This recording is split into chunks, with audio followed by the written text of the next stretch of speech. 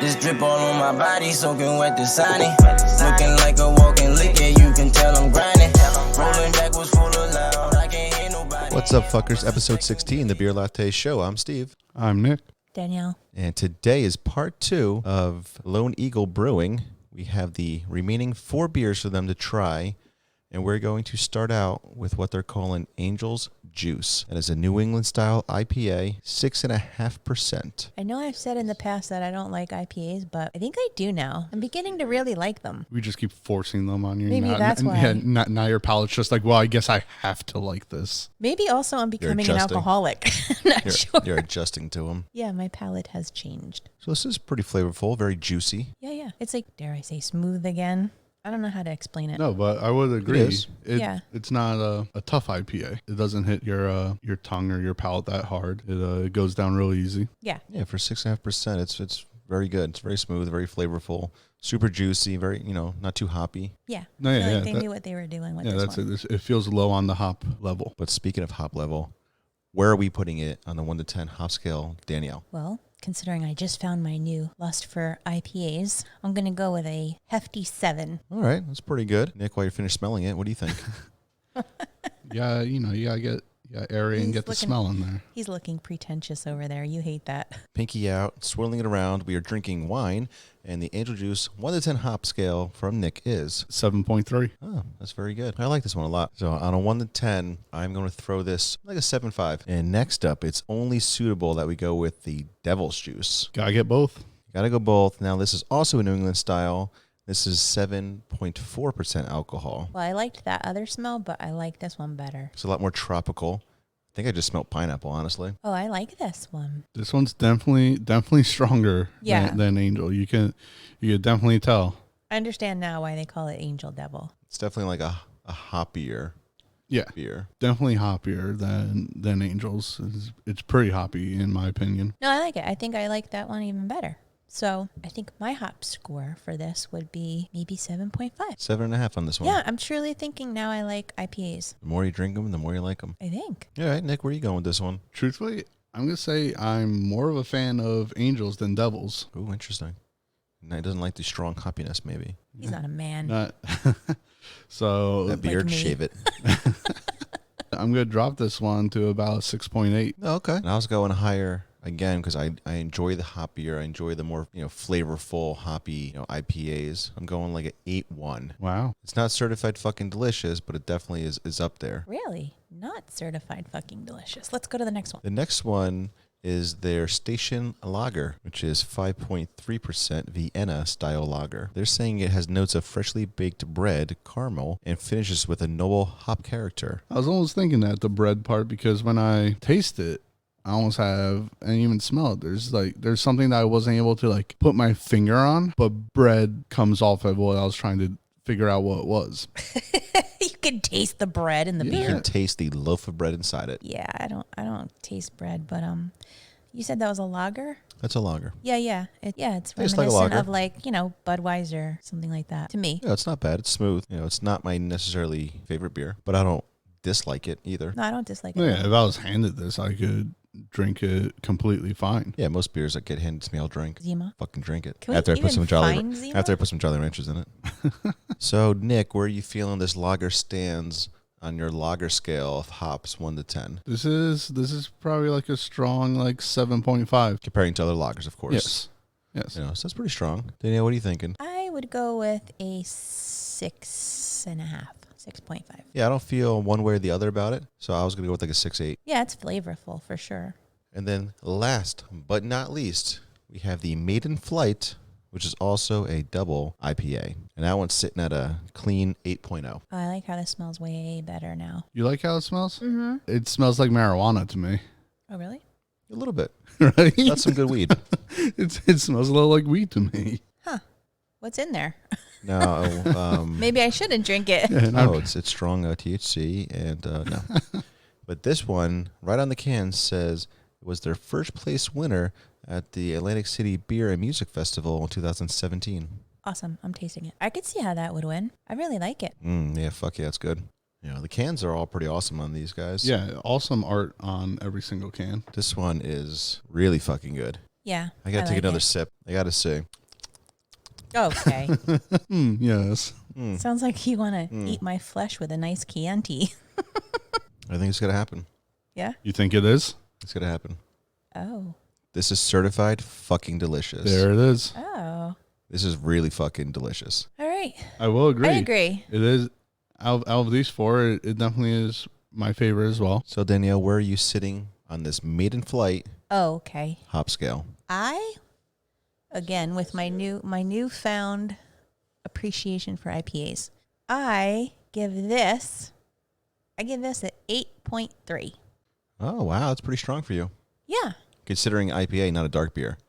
Yeah. Because But you always go high in the darks. it's a darker IPA than the other two that we just had. That's true. That's very true. And I like it. Nick, where are you sitting? Over here. Right across from me. Everybody, we found Nick. Duh. He's still here. Yeah. Didn't disappear. I'm almost on the same boat. I think it is a really good beer. I'm dropping this at a 7.7. So as a certified fucking delicious CFD beer, I'm going high, 9.3. Wow. I feel like that's the biggest. It might be the highest I've It ever might done. be. Yeah. Like Lone Eagle should be fucking stoked that my random ass put it at a 9.3. Oh, yeah. I'm sure they're going to give a shit about what you think. They're probably going to post it on the social medias. Guys, Yeah. the Beer Latte Show, certified fucking delicious, 9.3. Yeah, of course. It's a good rating. Stephen Del I would be honored to be certified fucking delicious. I don't know where I was going. Okay. We'll get you a shirt, Nick. I'm certified fucking delicious. You can go to the bars and people will be like, no. My name is No. Thought about it? No. Though, certified fucking delicious would be good merch. It is definitely good merch. It is definitely coming out at some point. Dropping soon. So that is Lone Eagle Brewing in Flemington, New Jersey. You can find them at loneeaglebrewing.com or Lone Eagle Brew on Instagram. And their giant edition is coming along quite nicely as I look on their Instagram. Before you know it, we'll be able to go party in it. Yeah, that'd be fun. And I could CFD shit on the spot. You'll be CFDing everything. Just yelling at random people. Yo, this is certified fucking delicious. Drink it. You walk in there. Yeah, you're certified fucking delicious too. Oh my God. Oh, no. And just shoot t-shirt cannon at them. And today we have David from Mystic-Skeptic. David, how are you? Doing great. Thank you for having me. Yeah, welcome. So, David, I know briefly from talking to you prior to recording that you are a skeptic, I guess, as your podcast name tells everybody. I know we're going to jump into aliens, and I guess just briefly, from our aspect, a lot of us believe not sure. I guess the easiest way to put it. Yeah, we're not sure. We don't have a belief, really. I'm not strong one way or the other. I'm curious, to say the least. And I know you are, thinking that nothing's coming here and visiting us, basically. Right. If I can go on a little rant to get us going. By all means. So I grew up in Cancun, Mexico. I lived there when I was 3 until I was 8, and we would see lights in the sky all the time. Like we even thought they were like following us when we were on the road at night. Oh, and wow. then there was a hurricane in '87, and we even saw like these triangular lights, like see 3 lights that make a triangle go over us. And then when I went back to Monterrey, Mexico, where I'm originally from, I even saw a metal object floating on top of a mountain, spinning and throwing little lasers around. And I still don't believe in UFOs. And the reason I say that is because it's just ludicrous, the kind of stuff that you see on Ancient Aliens, on the new Netflix show that I guess it was on another network and I was playing there, Hangar One, and the Gaia Network, and all these things where they're everywhere, they're hiding, they're our ancestors, they built the pyramids, they did everything, and there's no evidence, like factual, like scientific evidence. Everything is some random person in the woods that claims that has some implants, or that government is keeping it hidden, or there's all these like X-Files kind of things, and it's just it's like flat Earth or any other kind of out there conspiracy that is like so outrageous that it would be impossible to keep it on the wraps.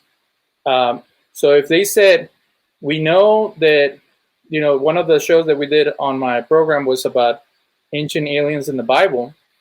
If they said, We know that in the book of Ezekiel, there's an image of the throne of God, that it has circles and it has animals with multiple eyes and has wings and stuff like that.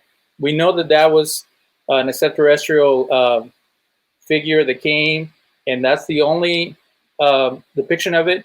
Then we could build an investigation based on that. It's like, okay, let's find out if that really happened. But it's not just that. There's something else, and then there's something else, and then there's little gray men everywhere, and then there's Roswell. It's like it's so many things piled on top. It's outrageous. And I also had another guy who claims that he was an investigator for MUFON, and the Mutual UFO Network. They claim they do these scientific studies. They claim that they do these interviews, and the guy had his own agenda. But when you watch the Hangar One show, they start off with an investigation and then they go off on wild theories.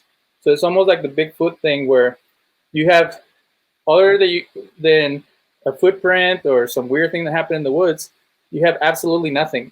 And then you build this huge story around it. I just find it as distracting from the real issues that are going on in the world. I will agree when you watch those shows, like you said, and we've watched plenty of them. You're right. Very often they start with "I was there" or "I was hired by the government to reverse engineer an aircraft," and it starts sounding good. But then the same thing, they go off on these like random like tangents of just doesn't make sense and theories, and that's when I start getting lost and I start losing the fact that it could be real. Well, then I watch another one, and I'm like, show. shit, it's real. It's all for show, is So- what it is. They have to make a show. They got to make it longer than it needs to be. Probably. I mean, I don't know. But it's like any subject. Like you can take any subject that is like, it's like with the COVID-19. You take there's a virus, there's a pandemic, and then you can go off on every single way that is not true. It is true, or it affects you this and that, and it's like it loses credibility. So if you're truly a UFO fanatic or someone who actually had a close encounter, keep it tight. Like, don't allow it to get out of hand, because then they come up on these interviews and they're complaining that people make fun of them and that people dismiss them. And it's like, because you're not able, like, let's say it was a traumatic experience that you were taken to the heavens by some group of strangers and they were messing with you. How can you help someone heal from that trauma? How can you help someone get their story out? And that's what the problem with the Gaia Network and Ancient Alien Show is, that they're exploiting what they're supposed to be real stories. So if someone found that the pyramids were designed by aliens, okay, let's stay on that. And then like, no, we're just going to talk about how Jesus was an alien. And it's like, stay on topic. Like it's meant to be ridiculous. Yeah, it's all very, very sensationalized is what you're saying. So, but you said that you had seen them and yet still you don't believe it. What would you say about your own experience? So there's another show on Netflix that is called like Myths or something like that. And they're talking about how when the Mayans would see Venus, they thought it was a monster or some type of deity, because Venus, based on the movement of the Earth, acts really strange. And it seems like it's coming our way, or it changes colors, or it like jumps around. So that's the problem, is that if it's some type of phenomena that is happening in the atmosphere, why does it always got to go back to little green men? Like, it doesn't work. Like, so the one that I saw that to me was the most powerful, like I said, it was a circular object that was metallic, and it was reflecting light from the sun, and it seemed like it was throwing little lasers around, it was like spinning around like those fireworks in Mexico, where they put a bunch of fireworks and it spins in a circle. Mm-hmm. It could be experiment. It could be my mind playing tricks on me. Like, they always go to the very out of the ordinary explanation. And scientists usually say that the simplest explanation is the most likely one. So why create a whole conspiracy around something as simple as a dot in the sky? My wife and I stayed at Marfa, and there's an area in Texas where there's all these orbs that supposedly appear in the middle of the night. And it just happened that we were in an RV and we parked there when it was a lightning storm. So instead of seeing the normal orbs that people see, we just saw a bunch of lightning.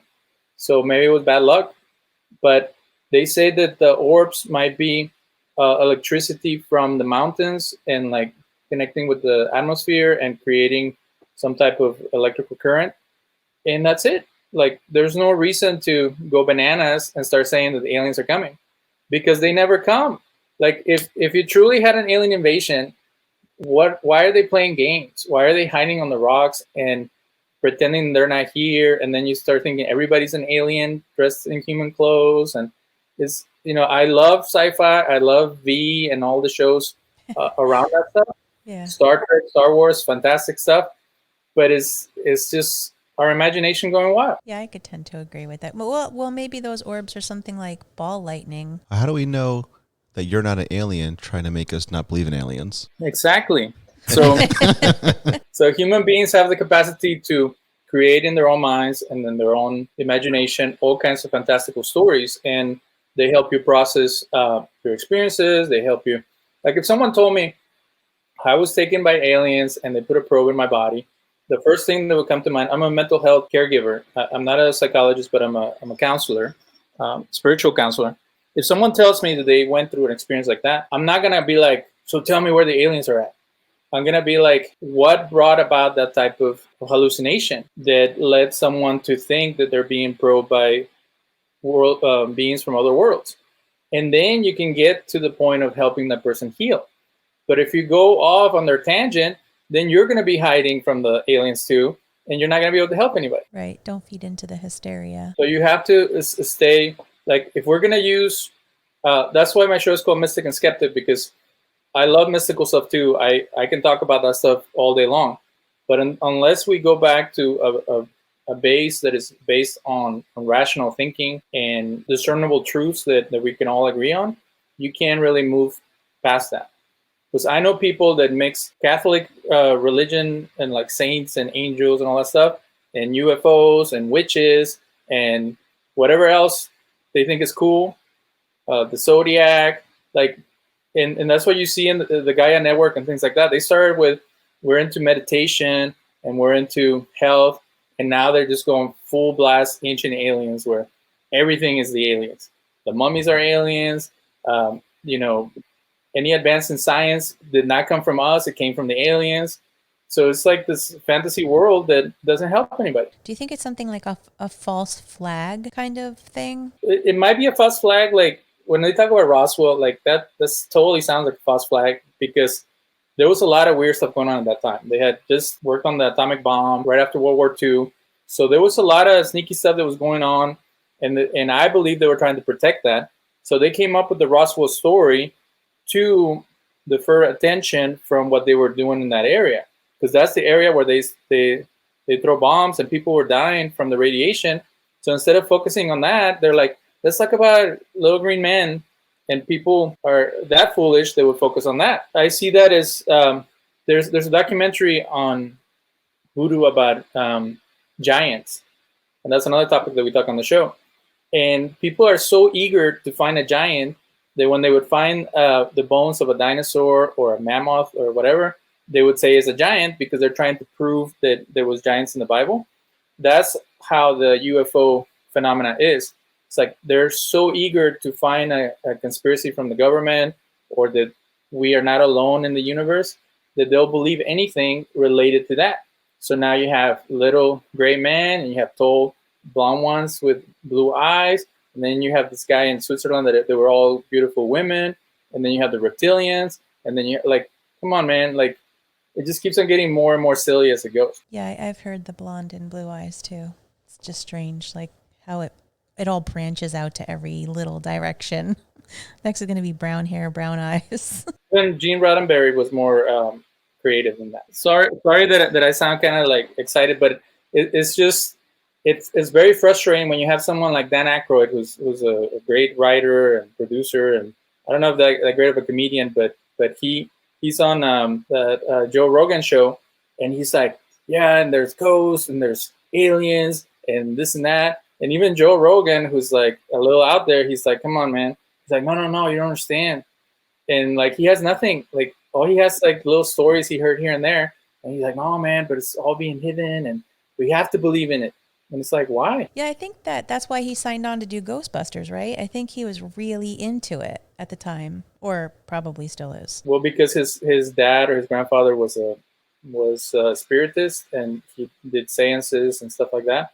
Oh, And okay. it's like, so like you start with ghosts, and then you end up with Bigfoot and aliens. Like they all like interact with one another.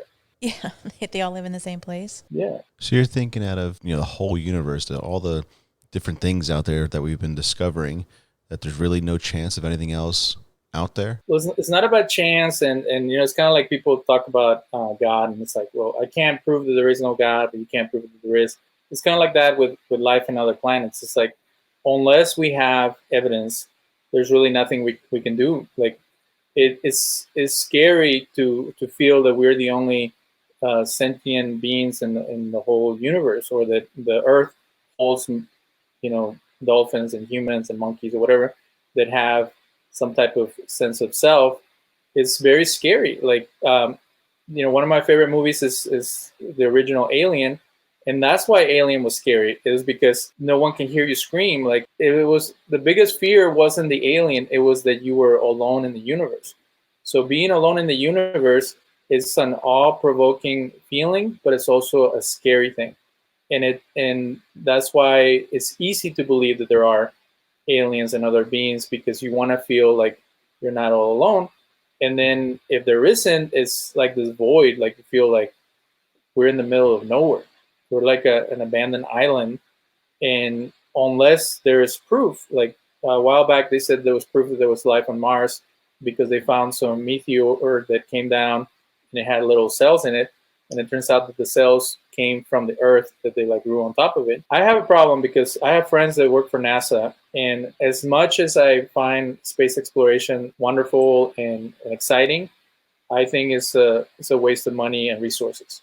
Like if they point a satellite, or not a satellite, but an antenna towards all the different parts of the universe, and then maybe they find a radio frequency, something like that, I think that is interesting.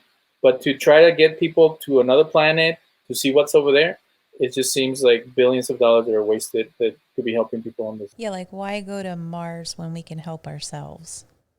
I totally get that. You're gonna go destroy another place and make it worse, like Right. and you have nothing over there. Like you can't even find a Home Depot to buy more bolts, or everything you have to fabricate yourself. Totally have to make a Home Depot just to buy it. So it's exciting, and like if there was beings who have greater technology that they can do Earth formations or whatever, like in both Alien 2 and Star Trek, they throw in something and it makes it thrive, and there's animals and plants and stuff like that. If there's a being that can do that, why come here? Like they can just stay over there and enjoy themselves. Like there's always a nefarious thing about the aliens coming and taking something from us, but humans are very frail beings. So why would an advanced being come over here other than to like taunt us or experiment with us? It seems like they were saying in the Hangar 1, and like, most likely aliens want to conquer because humans conquer. And it's like, why do they have to have the same needs as us to try to prove ourselves? Like, what if they're just happy wherever they're at? Yeah, like why do we think they're barbaric? Because essentially, if they looked at us, we might be the barbarians. I can't express to you how profound that just sounded to me when you said that it's a scary thing to think that we're all alone, because that's even scarier. You're right. I never even thought about that. It's scary to think that it's quite possible that we are just all alone. And maybe that's why people think about UFOs and stuff like that, because how could we be alone? We're not alone, I just never ever thought about that. That's very, very profound to me. And that's what philosophers and theologians have been debating for centuries about, like, why are we even here and what's the point and how does it all work out? So if we give these so-called beings human characteristics, then they're a reflection of us instead of, Prometheus, another Alien sequel. They say that the aliens were our ancestors. It's kind of like the Star Child thing, where they're the ones that planted the seed that became the DNA for humans, and then they abandoned us. And it's like, that's even worse. Like, if you have a problem with a deity that would do that, or that would create the process and then walk away or be involved in a expressive way. They asked Richard Dawkins, okay, so well, if God didn't create the universe, who brought the universe about? And then he said the aliens. And it's like the same thing that nobody has evidence for. Now you're attributing it to the aliens. And it's like there's always a higher intelligence that is capable of doing what we have now. But you can debunk that real quick by saying that the chaos that you see in the universe is at times greater than the perfection or the way that things work properly. So you don't really need, in that type of mentality, a puppet master that is pulling the strings. So everybody contradicts themselves all the time when they come up with excuses or the sources of humanity or of life in this planet. But who's to say it's not equivalent to, like you were saying, like another deity or, the sun gods, or like who's to say that if aliens did leave us here, I mean, it's similar to the veil that we're under if in fact there is one God. You know what I'm saying? There is a rabbi that comes on Ancient Aliens and he says, everything is paranormal. Everything Right. is extraterrestrial. Like the knowledge of God is extraterrestrial. And he's playing games, but in a sense it is, because Right. if you think of spirituality as maybe a different dimension or a different, why is it that all heavenly creatures or all deities have like a heavenly component? They always come from the outside. They have wings or they appear in the heavens. Why is it always from the universe in? It's never like, only the Mayans and maybe the Mesopotamians, they had deities that came from the earth or from the chaos in the waters. But a lot of them come from the sky, like the Hindu deities, they all come from the sky. So that's where the Ancient Alien things gets confused, because they start mixing categories. They go from talking about deities into talking about spaceships and beings that are bound by human laws. If you're talking about aliens being outside of our scientific laws and the laws of this universe, then you might have a greater probability of that happening. But if they use propulsion and they use, astronaut suits and stuff like that, then it seems to be a little more far-fetched. Right. You just have to keep going on forever and ever and ever, and it'll just never end. Well, it's just, people that work in NASA, they know how difficult it is to go to another planet. It's difficult and it's easy. Like if you watch the movie First Man, it was very challenging for them to make it to the moon. But once they got all the stuff right, they were able to do it.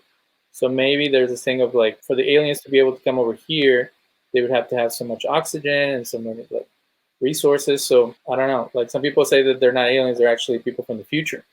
So then you go off on other kinds of tangents. I mean, I could see that more than I could see an alien coming to the Earth. That maybe it is us from the future. That's just my thought. It could be. Oh yeah, because what's the point? Like he was saying the whole time. What's the point of, if they're so far advanced and they're so better than us, why do they want to come here and look at us? We're nothing to them, really, in the grand scheme of things. Right. Do you think that are we all like these avatars, like kind of like in Matrix? Like we have, we're somewhere else? Then it would be a more, because the biggest issue in theology is this idea of a perfect universe. So a lot of people don't believe in God because they think that the universe is not perfect. But it never says that it was perfect. It says it was good. So if you could create your own avatar, like another movie, Ready Player One, then you would create yourself as beautiful and as athletic and capable as possible. So why would people dream of themselves in an ICU bed or with multiple issues or in poverty? Like it would be only the privileged or people who are aware of being inside the matrix. They would dream of themselves as millionaires and supermodels. Well, then that would bring us to some kind of karmic dilemma. I see where you're branching out. You're branching us out here.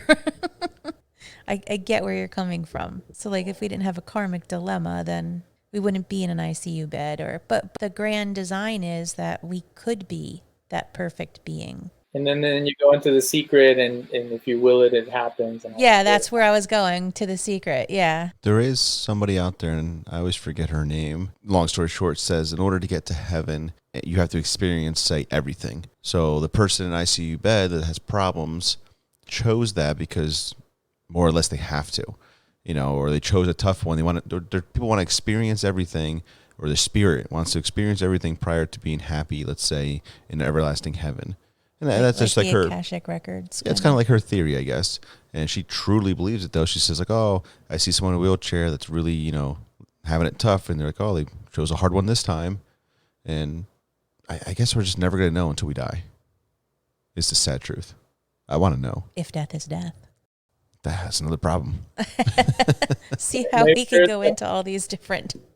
The aliens are the departed souls of the people that went before us, and they're stuck in here, and we see them. We see glimpses of them sometimes. Like, you can go on all kinds of different routes, but I have a lot of problems with the determinism that people are meant to be in a situation or that they can will it, because there's a lot of suffering. There's a lot of bad things that happen that have no purpose.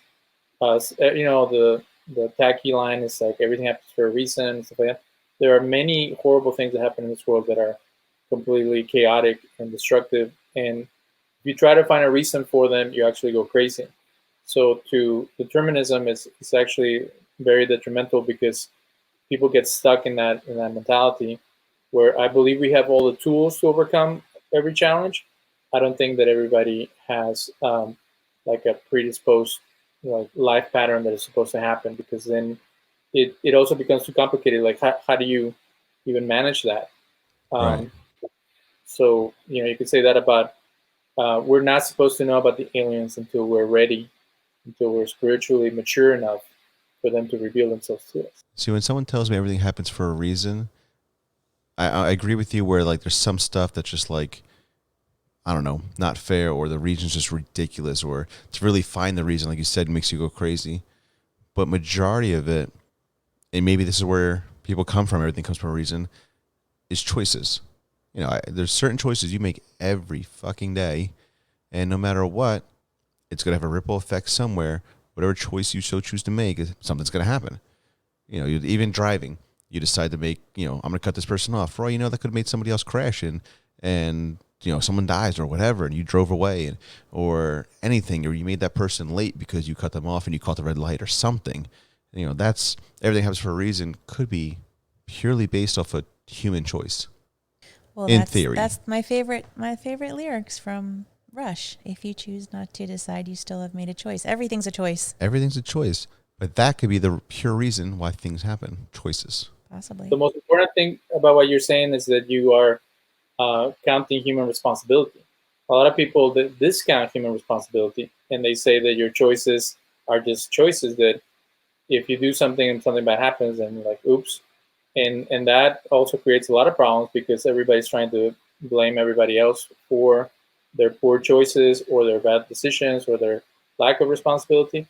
So we have to live in a world where we're both responsible and aware that there are certain things that are outside of our control. Right. Yeah, I'm big on accountability. I mean, unless you can live the Tao, which is, it just is.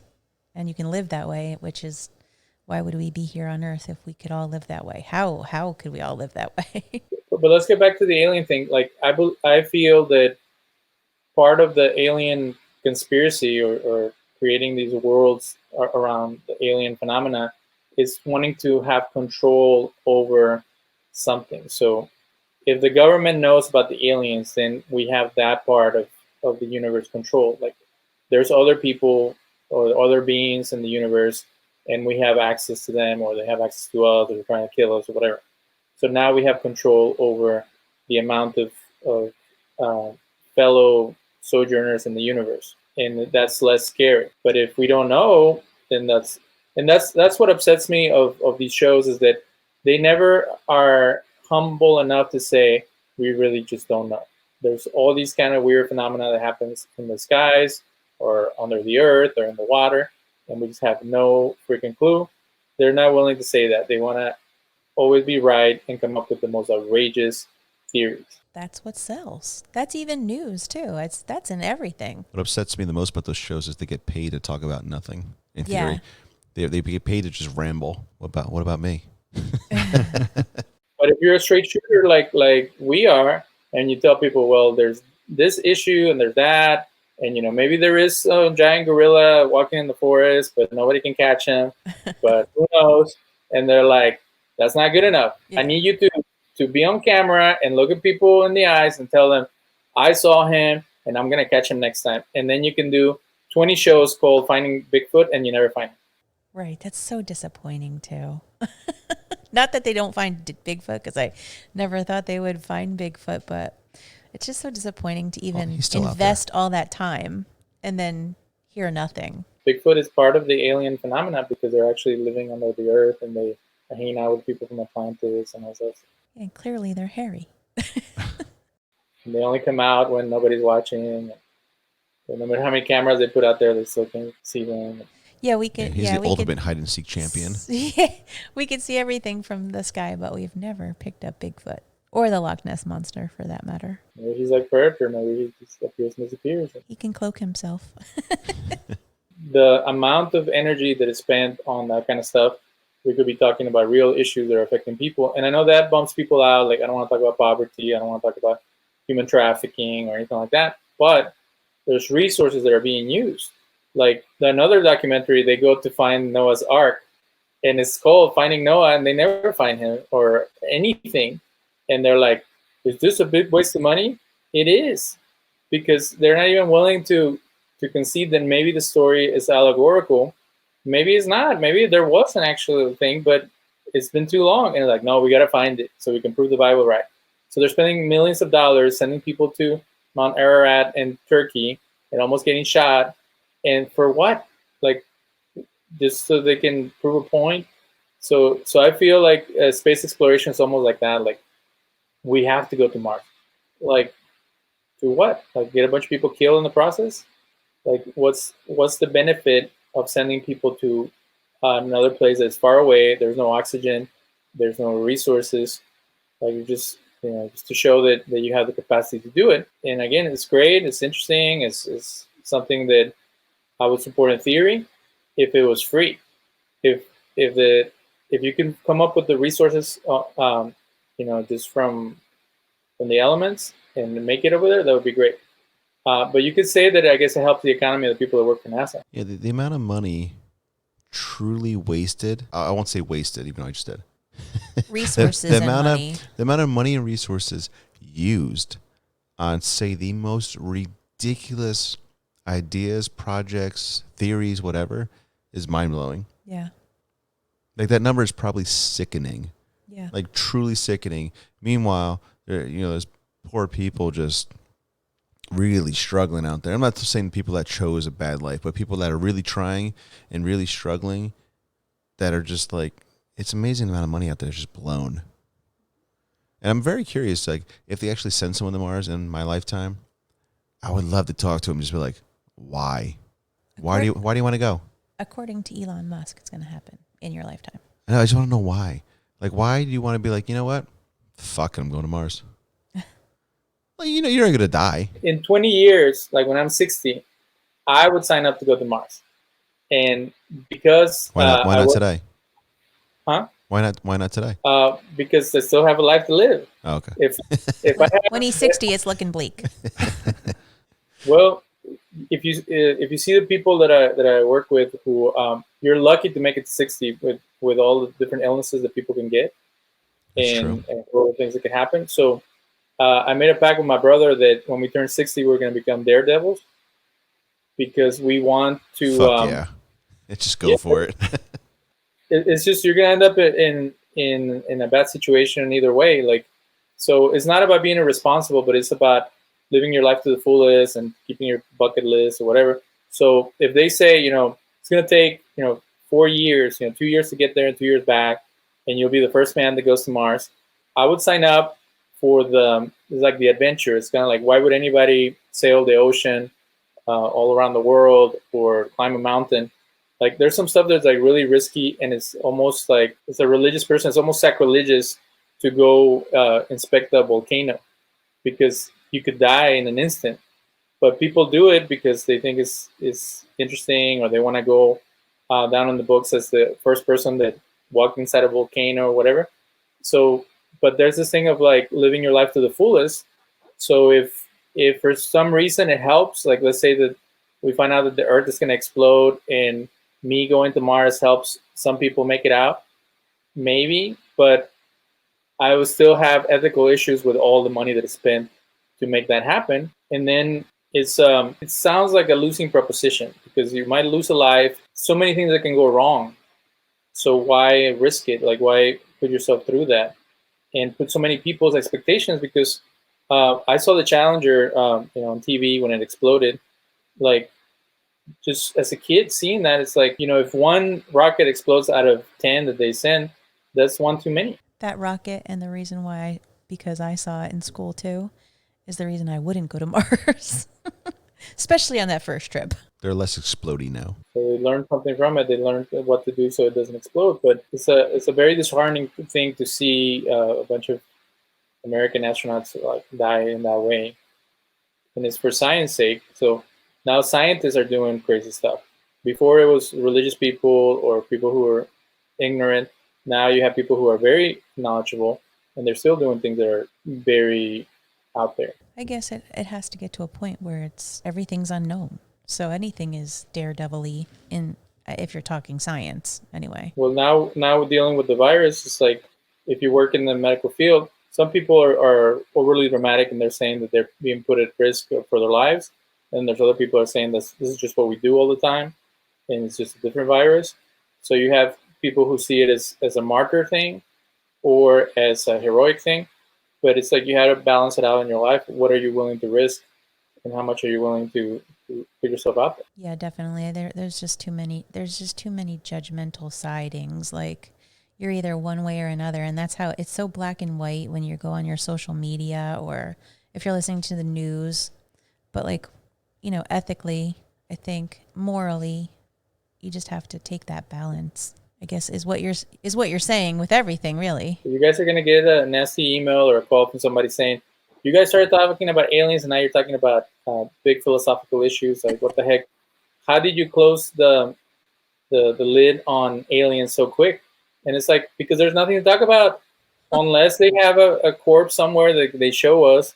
There's really nothing to talk about regarding them. So did you ever see the series on, I think it's History Channel, Project Blue Book? So-called History Channel?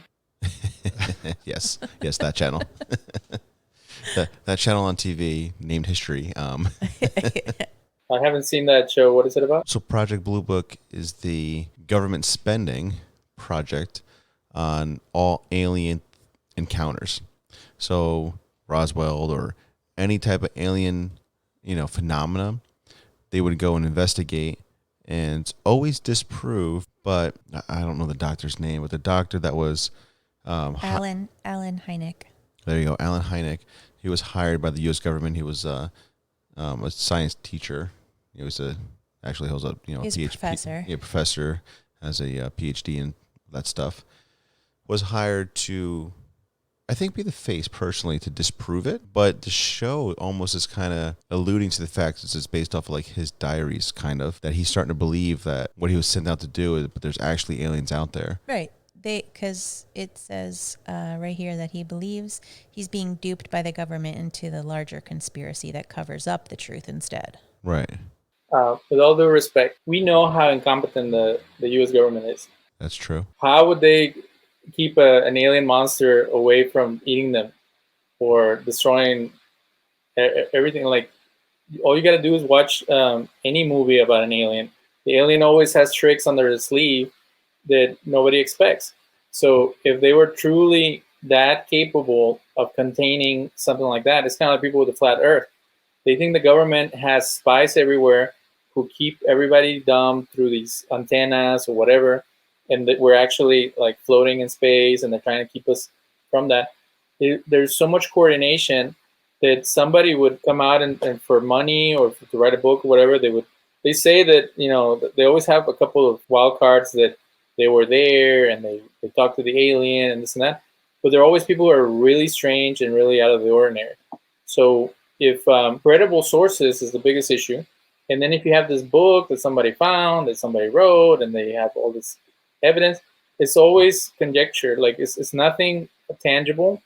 And going back to the capacity for human beings to keep a secret, they're saying in Hangar 1 that every time that somebody comes out writing a report about the aliens, they always find them dead. And maybe they were doing some other naughty stuff that we didn't know about. Maybe they were messed up with the mob or gambling or something. Maybe they died for another reason. But if you assume that the government takes out everybody who's out to come out with aliens, there's so much coordination and so much, like they're gonna slip up one time or another, and then even the aliens are gonna betray them.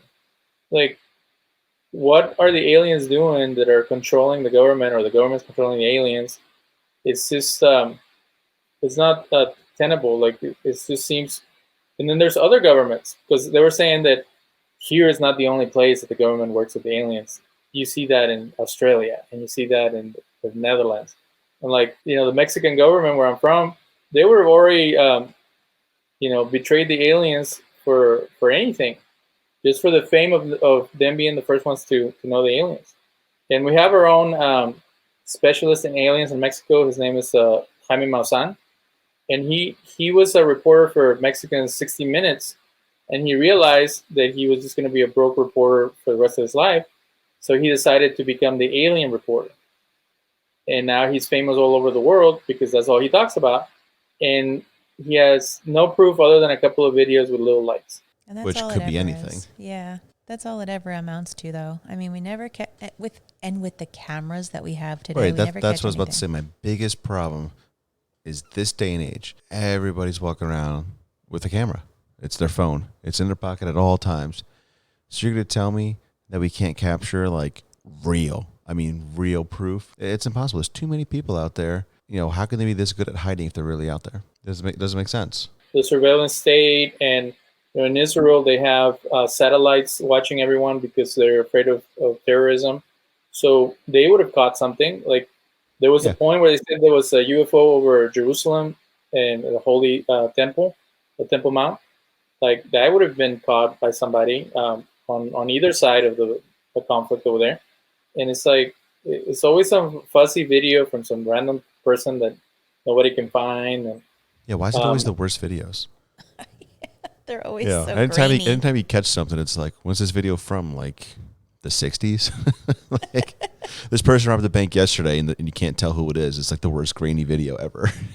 It's so stupid. They don't know how to record. They don't have the right equipment. There was that other guy who there's like a documentary about him, and he had like little aliens like under his window, and they would come out, and then they said, that's a really cheap way to do that with computers or with some program or whatever. And then he was caught with having inappropriate stuff in his computer. Oh, Stanley Romanek. And the government put it there, so then you guys wouldn't find out about it. Right. It's like that's the worst alibi ever. That's so Yeah, some He was serious so used uncredible. resources to hide that shit. Because people were actually believing him. Like people were actually, following him. There's people still right now that still think he's credible, but I don't know how they can think that. And there is, political things that people do. Like I find it very interesting that every time that there's a minority leader, they always catch them with a prostitute or with a mistress or with money in their bank. And then when other people do it, they never get in trouble. So there is the possibility of people doing that, but come on, man. Like the stories were already crazy, and then it goes back to the credibility. It's like, everybody talks about Carl Sagan, and he said some things about possibilities, but he didn't have any proof. And then you need someone with a lot of knowledge or a lot of rapport to bring that. So they did this thing about the presidents, and they said, well, Jimmy Carter saw a UFO, and then Ronald Reagan, and then Nixon took Jackie Gleason to go see the aliens. And it's like, but they never told you the sources of these stories. They just have some guy telling you the story. He could have made up the story and now it's in a book and then somebody else repeats it. It's just there's too many. We know how people are. So it's easy for people to play telephone and to make stuff up for self-aggrandizement. So how can we trust any of these sources? Or maybe we're just duped to believing that they're incredible sources. Uncredible, not incredible. That's different. Well, in that same Project Blue Book, there was an episode that had, at the time, Senator Kennedy was trying to do something with aliens during the Cold War. So maybe, for all we know, he was murdered for trying to show us aliens when he became president. Well, or they that's just also a hated him. theory. Who knows? Yeah. Or people just hated him. Yeah. Somebody hated him. Kennedy's going to blow the lid off the aliens.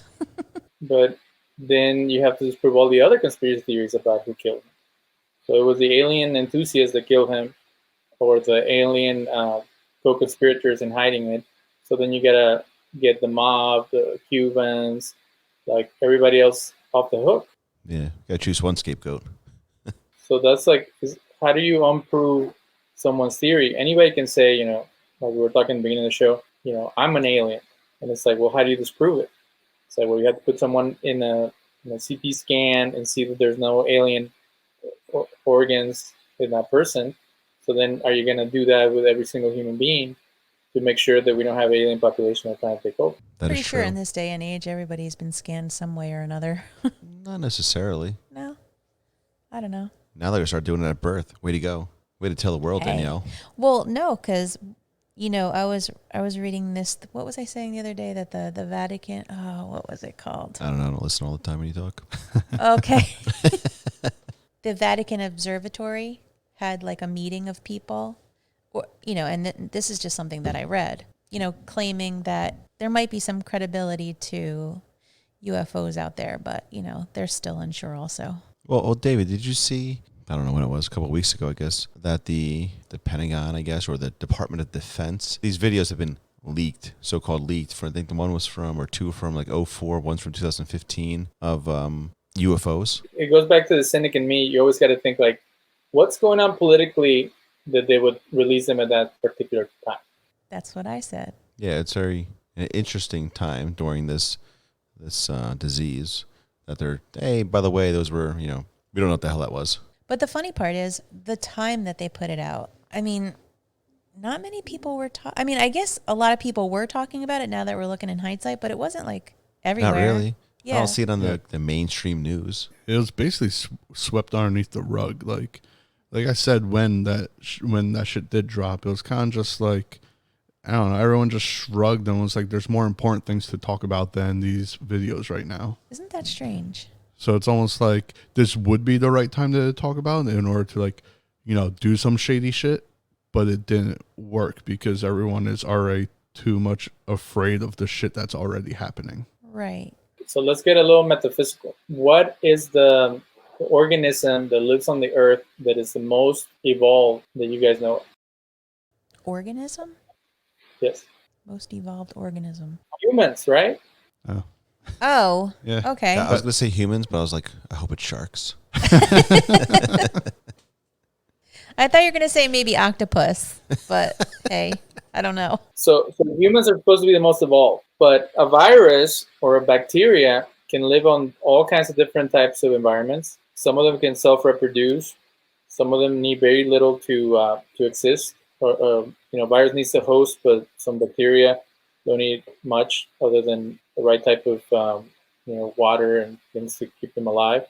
So it turns out that single-cell organisms are more evolved than humans, and they're deadly to humans. So if we're going to talk about extraterrestrial or beings that are harmful or outside of our capacity to control them, we are surrounded and made out of all kinds of little creatures that have the capacity to destroy us. So I would be more worried about them and an uprising of them than some little green men. Yeah, completely. Makes sense. It's actually pretty profound. So if people are going to be like, well, they were talking about UFOs, so then they could stop talking about coronavirus, and then it gets swept under the rug, then the first thing you see is someone on YouTube or on one of those shows saying, well, that's the thing. They're ridiculing the people that know about the aliens, so then nobody becomes aware of the aliens.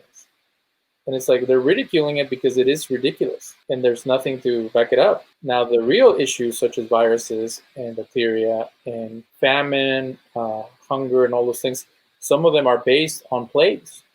The reason that people are migrating to the north because there's, I don't know how you guys feel about climate change, but there are some things that are happening in the climate that is pushing people north, and that's causing all kinds of conflict between nations.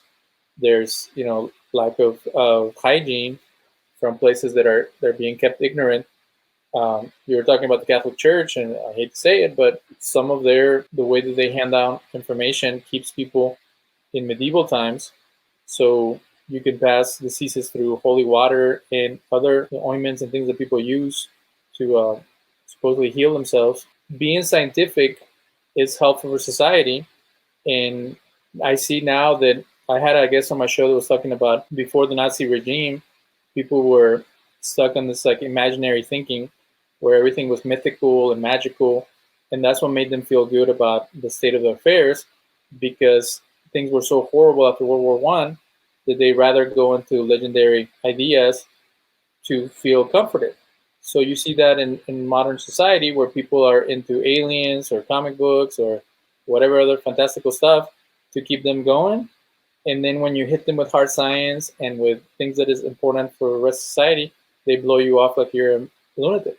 Yeah. But they've also been burned by bad science, such as the Nazis who were using eugenics and racial theories that were based on social Darwinism and things like that. So everything can be corrupted, but there's this mistrust of rational truth and verifiable information that causes a lot of problems. Yeah, so you can look at anything and be skeptical. Anything's a probability in theory.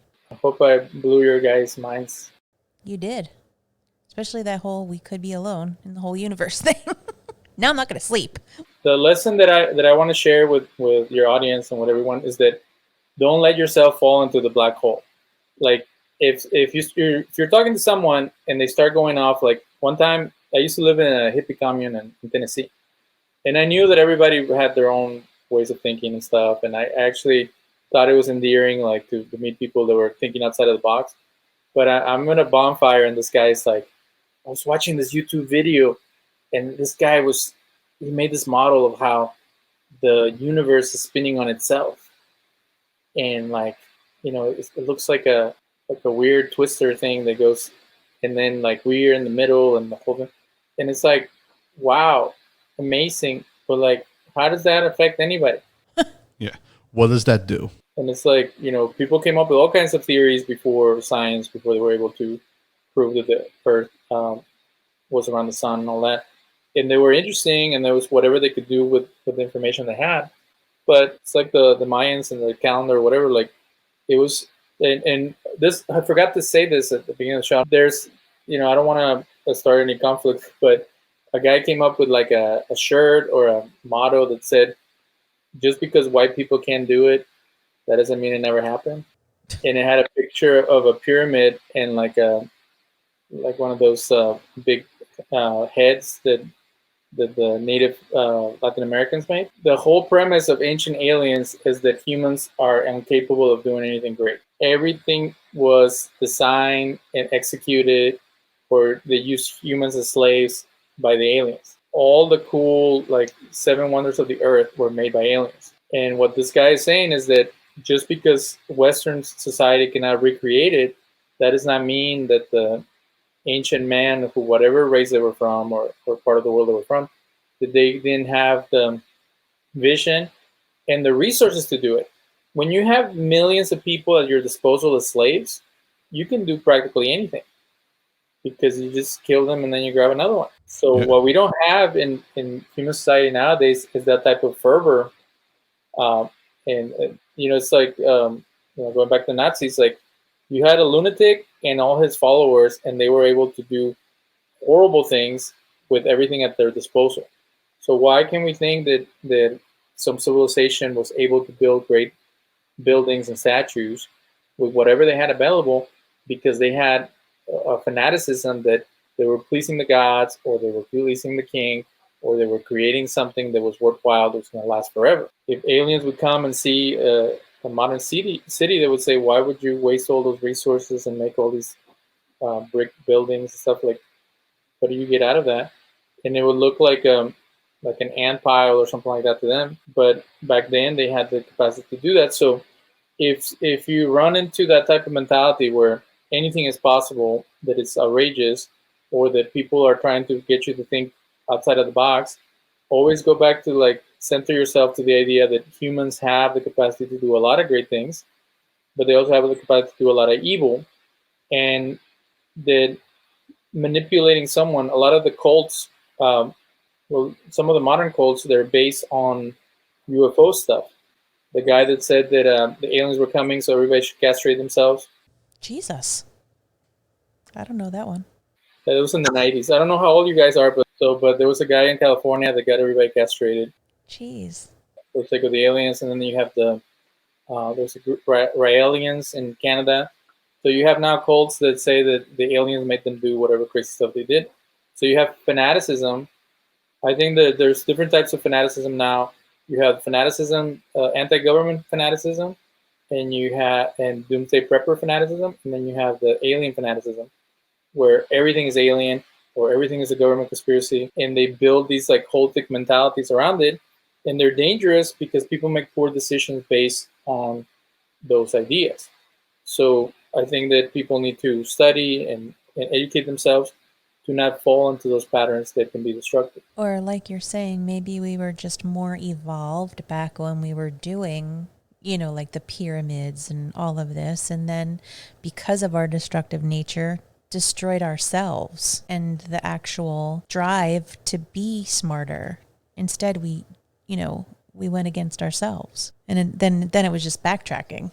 Well, so where do you guys stand on scientific stuff? Like, when you start talking about the paranormal and the extraterrestrial and stuff like that, do you guys have like a baseline? Like, we follow the method, the scientific method, or we are open to any kinds of perspectives, or like?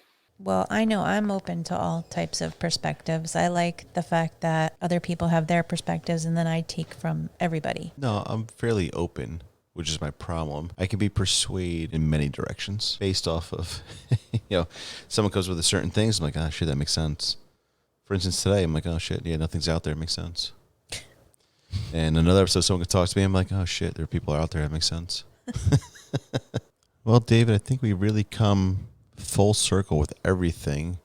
So why don't you let the audience know where they can find you? We record the show a week or two before, and we play it on air on Radio Free Nashville. If you go to radiofreenashville.org, Wednesdays at noon, Mystic and Skeptic radio show plays.